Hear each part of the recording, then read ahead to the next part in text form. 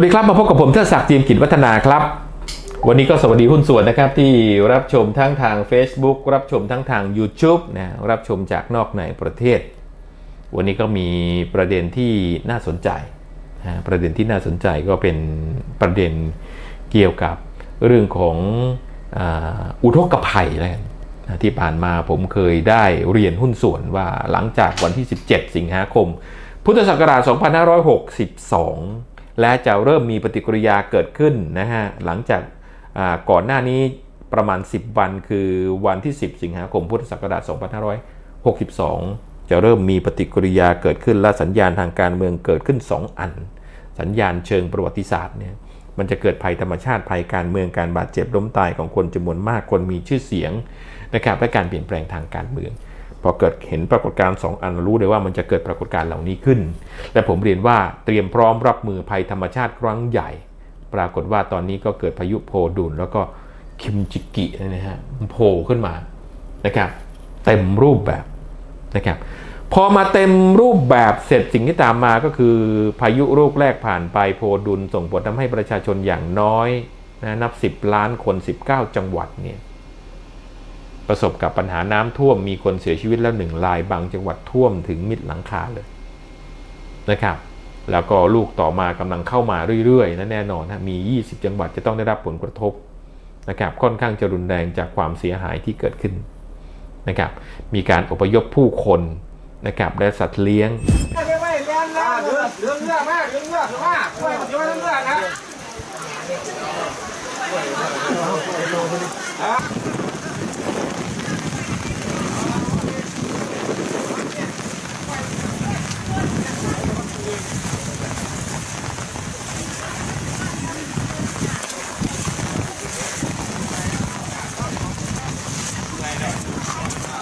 สาเกือบพูดเลยนะขายหมดนะขายหมดโอ้ยเจ็บ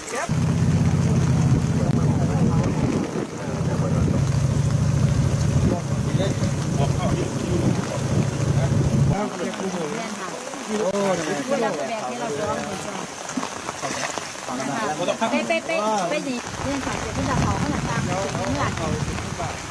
เรามาสร้างมันจะเป็นเนื้อ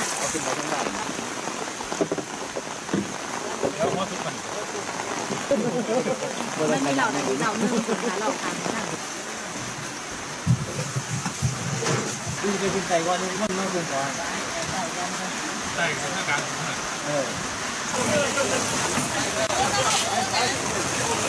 เดี๋ยวบ้างท่านจะซื้อไหมไปไ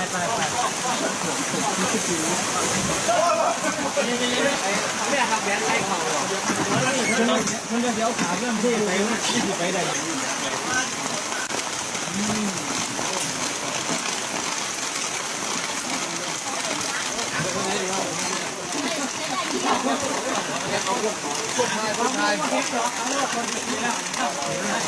ครับคนไปเยอะเท่าไหร่ของน้องเราอาบไม่เลี้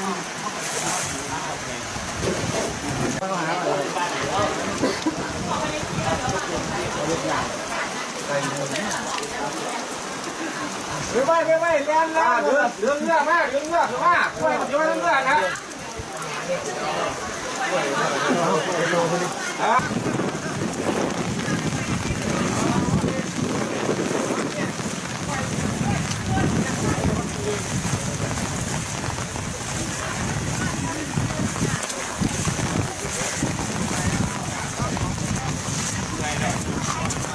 สาเกือบพูดเลยนะ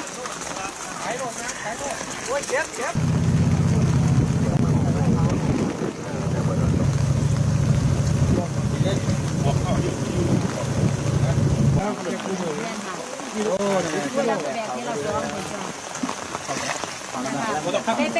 ไปดีเรื่องสายเจ็บที่ดาวเขาขนาดตามเป็นเนื้อเรามาสร้างมันจะเป็นเนื้อ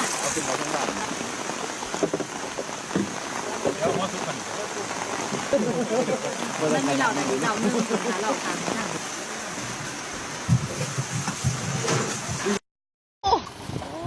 ก็มีนะแม่ก็อยากดำไปแล้วลงไปบ้าน ต้นยูคากระมิดแจ๊ดเลยบ้านงูตัวใหญ่อยู่ไอ้สูตัวใหญ่ นะครับย้ายไปในพื้นที่ปลอดภัยซึ่งก็เรียนไว้เรื่องหน้าแล้วล่าสุดพลเอกประยุทธ์จันทร์โอชานายกรัฐมนตรีได้มีการส่งนะครับคุณอนุทินชาญวีรกุลนะรองนายกรัฐมนตรีแล้วก็รัฐมนตรีสาธารณสุขลงไปในพื้นที่ขับเครื่องบินโชว์นะว่าลงในพื้นที่ซึ่งประชาชนคนไทยอย่างผมเนี่ยนะฮะไม่เคยมีเครื่องบินส่วนตัวเป็นของตัวเองแต่เขามีรวยไง นะฮะลงในพื้นที่ด้วยตัวเองต่อไปส่งรัฐมนตรีไปแล้วล่าสุดก็จะลงไปในพื้นที่เองเพื่อดูปัญหาภัยแล้งขอไปดูปัญหาน้ำท่วมอุทกภัยน้ำท่วมถามว่าตอนนี้หลักลักษณะเช่นนี้ทำถูกวิธีหรือยังที่ผ่านมานะผมเคยเตือนแบบนี้ตั้งแต่2เดือนที่แล้วนะก็เมื่อประมาณ 2-3 อาทิตย์ที่ผ่านมาพลเอกประยุทธ์ก็เตือนว่าจะมีพายุเข้านะอย่างน้อยเขาก็เตือนให้เตรียมพร้อมให้ระมัดระวังก็เป็นวิธีการแก้ไขปัญหาในระดับหนึ่งอันนี้ก็ถือว่าถูกของเขานะแต่ตอนนี้เนี่ยการแก้ไขปัญหาเหล่านี้ที่ผ่านมาล่าสุดผมได้นำพระราชดำรัสของพระบาทสมเด็จพระเจ้าอยู่หัวในรัชกาลที่9หรือพระพุทธเจ้าหลวงได้พูดพระดำรัสถึงน้ำท่วมท่านได้พูดครอบนะครอบคลุมทั้งประเทศซึ่งปัญหาน้ำท่วมที่เกิดขึ้นในอดีตตราบจนถึงปัจจุบันยังคงใช้หลักคิดของท่าน2เขื่อนที่ยังคงไม่สามารถดำเนินการจนถึงขณะนี้คือเขื่อนแม่วงกับแก่งเสือเต้นนะซึ่งควรจะเป็นเขื่อนที่ต้องดำเนินการทำให้ภาคอีสานเกิดน้ำท่วมซ้ำซากนะภาคเหนือก็จะมีปัญหาน้ำท่วมเพราะว่าไม่มีเขื่อนแม่วงสกัดน้ำไว้สิ่งเหล่านี้เป็นปัญหาเดิมๆที่เคยเกิดขึ้นทุกๆรัฐบาลที่ผ่านมาพอไม่มีเขื่อนให้ครบตามองค์ประกอบที่พระพุทธเจ้าหลวงท่านบอกไว้สิ่งที่ตามมาก็คือว่าเราก็ต้องมาแก้ไขปัญหาปลายยกจ่ายเงินชดเชยแก้ไขปัญหาซ้ำซากแบบนี้วนไปวนมาทีนี้ในปีนี้จำได้ไหมหุ้นส่วนผมเคยบอกไว้ในปีพุทธศักราช 2562 รัฐบาลกำลังง่วนกับการเลือกตั้งตั้งแต่ต้นปีที่ผ่านมาและง่วนกับเรื่องการเมืองโดยลืมที่จะขุดรอกห้วยหนองกรองบึงในช่วงหน้าแล้งปรากฏว่าตอนนี้เกิดอุทกภัยน้ำท่วมสิ่งที่เกิดขึ้นคือแม่น้ำแม่เกิดการตื้นเขินพอเกิดการตื้นเขินก็เกิดน้ำท่วมได้โดยง่ายเห็นไหมสังเกตไหมฮะพอหลักมันผิดเนี่ยถ้าเราจับหลักผิดนะครับเราจะรู้เลยว่าจะเกิดปรากฏการณ์อย่างนี้ขึ้นหลังจากนี้การช่วยเหลือผ่านไปจะผ่านไปด้วยตัวของมันเองรัฐบาลจะช่วยจ่ายเงินชดเชยเท่าไหร่ก็แล้วแต่นะสิ่งที่ตามมาก็คือว่ามันจะเกิดปรากฏการณ์ที่ตามมาและผมเรียนเตือนว่าคนกรุงเทพมหานครต้องระวังทำไมต้องระวังน้ำท่วมกรุงเทพมหานครเพราะน้ำแม่น้ำนะครับที่ตื้นเขินเนี่ยจะส่งผลทำให้ปริมาณน้ำจำนวนมากเนี่ยพุ่งเข้าสู่แม่น้ำปิงวังยมน่านในเชิงสถิติตลอดระยะเวลา10ปีที่ผ่านมาย้อนหลังในปี 2555 สถานการณ์คล้ายคลึงกับลักษณะเช่นนี้1ปริมาณ1น้ำท่วมพื้นดินเนี่ยนะครับแม่น้ำเนี่ยตื้นเขิน2ปริมาณน้ำมาก3ปริมาณเรื่องการจัดการน้ำไม่มีการจัดการน้ำอย่างเป็นระบบ3ประการเนี่ยก็จะเป็น3ประการสำคัญที่ทำให้เกิดน้ำท่วมกรุงเทพมหานครเพราะอะไรเพราะน้ำแม่น้ำไปรวมกันที่ปิงวังยมน่านพอไปรวมกันที่ปิงวังยมน่านก็จะรวมกันกลายเป็นแม่น้ำเจ้าพระยาพอเข้าสู่แม่น้ำเจ้าพระยากรุงเทพมหานครหรือพระนครอยู่ปากอ่าว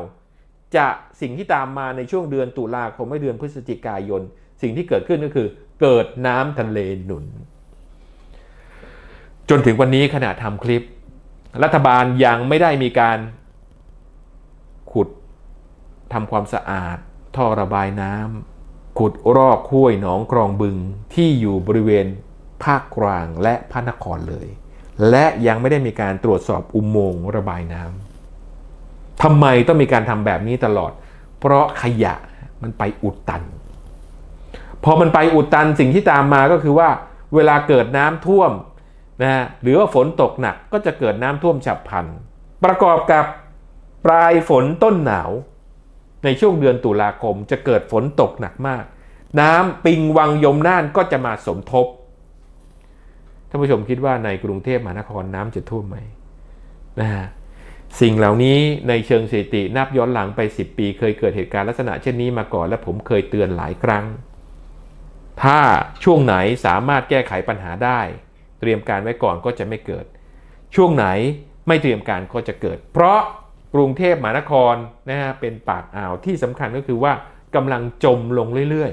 ๆนะครับพอกำลังจมลงเรื่อยๆประกอบกับน้ำแข็งขั้วโลกเหนือละลายปริมาณน้ำจะสูงขึ้นนะฮะก็ทำให้กรุงเทพมหานครก็มีโอกาสจะเกิดน้ำท่วมขึ้นสูงขึ้นตามมาสิ่งเหล่านี้นะเป็นการวิเคราะห์แล้วอ้างอิงเชิงสถิติและขออนุญาตเป็นคำเตือนนะครับว่ารัฐบาลจะต้องแก้ไขปัญหาเหล่านี้ส่วนประชาชนจะต้องระวังตัวอย่างไรล่าสุดนะเหตุน้ำท่วม19จังหวัดคนที่เข้าไปช่วยขนย้ายสินขนย้ายของออกไปเนี่ยจากเหตุน้ำท่วมปรากฏว่าเกิดไฟดูดตายนะครับที่ผ่านมาในปี 2555 ผมบอกตั้งแต่ปี 2554 บอกว่าจะเกิดน้ำท่วมใหญ่ในกรุงเทพมหานครบางคนถามผมว่าจะทำยังไงผมบอกให้ย้ายไปอยู่ที่ชลบุรีเป็นการชั่วคราวนะครับจะสามารถแก้ไขลดละความเสียหายและชีวิตและทรัพย์สินได้หลายท่านฟังเมื่อก่อนนี้ทาง Twitter ย้ายไปหลายท่านไม่ฟังเสียชีวิตแล้วก็ล้มป่วยนะครับด้วยโรคนะที่มากับน้ำไม่ว่าจะเป็นฉี่หนูไม่ว่าจะเป็นเชื้อราต่างๆเยอะแยะมากมายความเสียหายของทรัพย์สินถ้ามีการเตรียมพร้อมไว้ก่อนก็ระวังให้ดีแล้วกันฮะสำหรับประชาชนตุลาปลายฝนต้นหนาวยังไงกรุงเทพก็น้ำท่วมจะท่วมมากท่วมน้อยก็ต้องอยู่แนวทางของรัฐบาลว่าทำการขุดรอกห้วยหนองกองบึงแม่น้ำเจ้าพระยานะหรืออย่างก่อนน้ำจะไปถึงเจ้าพระยาปิงวังยมน่านหรือยังแล้วก็ทำการขุดรอกท่อนะในพระนครเตรียมพร้อมเรื่องอุโมงค์ยักษ์เพื่อระบายน้ำแล้วเสร็จหรืออย่างสิ่งเหล่านี้ไม่ใช่เป็นเขาเรียกมโนขึ้นมาแต่สิ่งเหล่านี้คือสถิติที่เคยเกิดขึ้นมาแล้วและมีโอกาสจะเกิดขึ้นได้อีกค่อนข้างจะสูงมากในสถานการณ์ปัจจุบันขอบคุณที่บอกต่อขอบคุณที่แชร์ต่อขอบคุณที่เล่าต่อขอบคุณที่ร่วมสนับสนุนสถานีขอบคุณที่ร่วมกันทำความดีเพื่อความดีผมเทิดศักดิ์ เจียมขิดวัฒนาสวัสดีครับ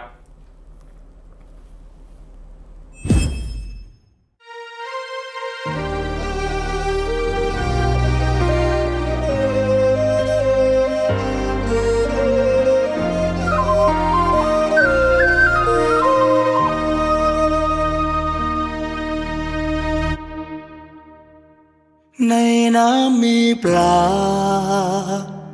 ในนามีข้าวแผ่นดินของเรานั้นมีแต่ความสุขใจพระบารมีที่แสนยิ่งใหญ่หล่อล้อมรวมใจให้ไทยเป็นหนึ่งเดียวกันองค์พระราชาที่ฟ้ากำหนดทรงโปรดเมตตาให้ปวงประชาอุ่นใจเมื่อถึงเวลาที่ฟ้าตั้งใจพวกเราชาวไทยพร้อมใจถวายพระพรมหาราชาของแผ่นดินพระราชินีของแผ่นดินขอพระองค์ทรงพระเจริญมหาราชาของแผ่นดินพระราชินีคู่แผ่นดินศรีกรุงรัตนโกสินทร์ถิ่นเจริญองค์พระราชามหาวชิราลงกรณ์ท่านทรงอาทรให้ลูกหลานไทยปลอดภัยร่มเย็นพระบารมีสาดสีงามเด่นเพราะท่านทรงเป็นแสงทองส่องทางสว่างกลางไทย